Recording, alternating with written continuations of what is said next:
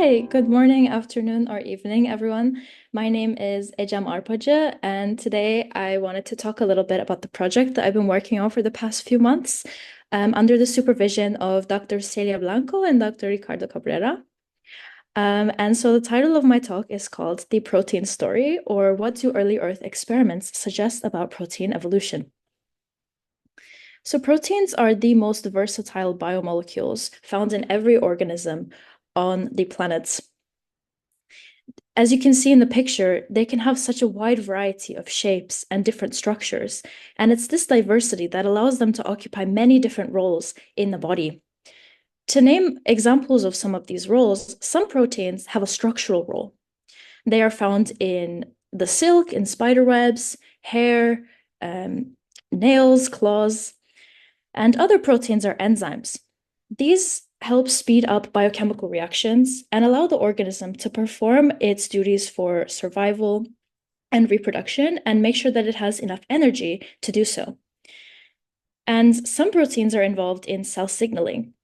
They transmit information between different components of a cell or between different cells in the body. And this functional diversity is made possible by the fact that proteins are made up of an alphabet of 20 amino acids, but each protein is unique in the number, type, and combination of amino acids that it's made up of. So the big question that I've been focusing on in the past few months is, in what order did the amino acids arise? This summer, we've been building off of the work of Trifonov, who over 20 years ago now, he considered the orders in which amino acids emerged from the inorganic molecules of early Earth by considering 40 different criteria or factors that could have influenced this order. And some of these factors relate to prebiotic chemistry experiments. Let's break down prebiotic. Pre means before, and biotic refers to the biological. So prebiotic experiments start with a recipe of inorganic molecules in, for example, the believed to be in the water or atmosphere of Earth, and they try to trace the formation of organic molecules, such as amino acids and sugars and DNA. There are many different theories for how biological molecules arose on Earth. Some are believed to have been delivered by meteorites that frequently bombarded Earth, and others are believed to have arisen through volcanic eruptions and in warm pools. So before I dive into my project, let's go back to amino acids and how they make up proteins. An amino acid is a type of molecule, essentially. It's made up of, here, each circle represents a different atom. So it's made up of a central carbon atom that's bonded to 4 different groups. It's joined to a nitrogen atom that forms the amino group. And it's bonded to another carbon atom that forms the carboxyl group. The amino and carboxyl groups are essential for amino acids to be able to react and form protein chains. It's also bonded to a hydrogen atom and another group called the side chain. Now, the side chain is where things get really interesting because in biological proteins, there are 20 different possible side chains, and it's the chemical structure of the side chain that gives the amino acid its unique identity. Here are the 20 possible amino acid side chains in biological proteins. So each of these letters is the 1-letter shorthand code for the name of the structure. And as you can see, there's so much chemical diversity here. Some are much more simple with only one atom, and others can form these large 1 or 2 ring cyclical structures with single and double bonds. Through the amino and carboxyl groups, amino acids join to form protein chains that can get as long as tens of thousands of amino acids long. And it's the culmination of the individual properties of these side chains that give the protein itself its unique properties, structure, and function. So because of how diverse and significant proteins are to the functioning of every organism on Earth, they are of specific interest to astrobiologists.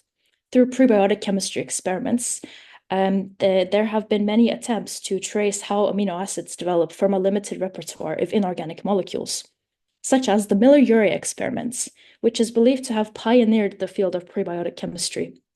So in 1953, Miller and Urey used some ingredients that are believed to have been prevalent in the early Earth and provided a heat source, a source of energy, and tried to see if they could develop organic molecules. And sure enough, they did, even starting off with 4 simple molecules. So let's trace this apparatus. In the bottom left, water was heated up and it evaporated into vapor. Following the green arrows, this vapor traveled to combine with 3 different gaseous components: methane, ammonia, and hydrogen gas. Rounding the corner, it joined this spherical large flask where a spark discharge delivered the energy source.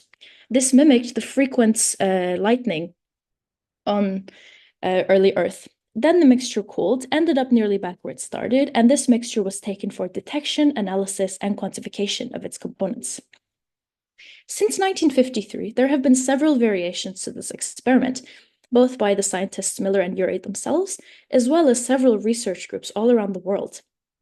So interestingly, other research groups have looked at the material lining the interior of this flask and found that the material itself influences the amino acid and different compound yields. Other research groups have toyed around with changing the proportions of these gases, as well as exchanging them for others, such as non-reducing compounds. Miller and Urey used reducing gases, which means they were poor in oxygen molecules, but other groups have used a non-reducing atmosphere, which is believed to be more accurate to the conditions of early Earth, such as including carbon dioxide. And also, other experiments have added a sulfur source.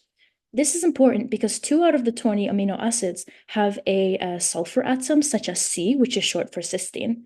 And it was not possible to create cysteine, probably also because of its sulfur atom, with Miller and Urey's original recipe. So how does this all fit into my research project this past summer? The first step of my own project was to conduct a literature review on all of the prebiotic chemistry experiments that have been conducted since 1953. Here are some examples of interesting studies I found, and I've been keeping track of them through the reference management software Zotero. We prioritized studies that were quantitative, meaning the researchers not only detected the presence of amino acids, but calculated how much of it was in the mixture through providing a numerical yield. The table on the right-hand side, which is from one of Miller and Urey's original papers, is a perfect example of the kind of data that we were looking for. My second step was to extract this data, and I used Google Sheets to note down all of the yields for the amino acids for each experiment, as well as some other information, such as amino acids that were detected outside of the canonical 20, as well as the reactants that were used. And this data extraction template was based on the work of previous YSP, Bawana Paudel. Finally, I converted this to a different table, which made it easier to visualize the abundances of amino acids, which will now make it easier for us to hypothesize about their order. Let's take experiment 1 as an example. So first, here I have my an example of a column from my second table, where each column represents its own experiments, and each row represents a different amino acid. So with the data that's available, we can see for this experiment, we can see that glycine is the most abundant because it has a yield of 63 units. So it would be given the position of 1 in this table, 1 for most abundant. Alanine, being the second most abundant, would be given the position of 2, and so on and so forth. Repeating this process for each of the selected experiments, we get this table. And we can already see some patterns. So G and A, which represent glycine and alanine respectively, have been found across nearly all of the experiments. So this scale is from 1, most abundant, to 11, least abundant. And it's 11 instead of 20, even though there's 20 amino acids, because as you can see, there's a lot of blank space in this table. And none of the experiments we found were able to produce all 20 amino acids, only up to 11. Now, another factor that we considered was the complexity of the amino acids. As you saw previously, there is such chemical variety in the side chains of these amino acids, and one way to distinguish them numerically and describe them is through complexity scores, to describe how simple or complex the molecules are. So using the complexity scores that were calculated by previous YSP Amina Hashmi, I ordered the amino acids from simplest to most complex. G, or glycine, was the simplest with the smallest complexity score, and W, or tryptophan, was the most complex. So that is how the amino acids are ordered in my table. And future work will need to be done to see if there really is a correlation between amino acid abundance and complexity. And this is only the first step of our analysis. We will continue following along with what Trifonov has done in order to assign an average amino acid position across all of the experiments, and also integrate this with other criteria, such as the evolution of genetic code theories that my colleague Isaac has been looking at, and also some other complexity metrics. So I'm looking forward to see over the next couple of months how our project evolves, just like the proteins themselves. I would like to thank my mentors, Dr. Celia Blanco and Dr. Ricardo Cabrera, as well as my colleague Isaac Wilkinson, for their support and guidance this summer. And also thank you all for watching, and thank you so much everyone at Blue Marble Space for giving me this opportunity. And please let me know if you have any questions or comments. Awesome. Fantastic job. This went really well with Isaac's talk earlier, too. I'm really proud of both of you. I see a hand is up already from Mike Malaska. Yeah, I had a question. Nice talk. When you're calculating your abundance measurements, do you take into account the error and the measurement error of the concentrations and how that might reorder your abundances? Yeah, thank you for this question. So actually, out of the experiments that we found, there were very few values that actually had some kind of, uncertainty. Some of them had some standard deviations, and very few of them had some ranges. And of course, this depended on the technique that was used, like whether it was gas chromatography or another one, and the instrument sensitivity. So we tried to take those like kind of ranges as best as we can. So when we had some ranges or standard deviations, we kind of took the midpoint of those values. And we also had some values for which, I suppose, based on how good the gas chromatography was in some examples at separating different compounds, some of them had very interesting threshold values. Like one of them said less than 10 units, and another one said less than 0.1. And so for those, we just for the purposes of our preliminary analysis here, we just kind of took those values.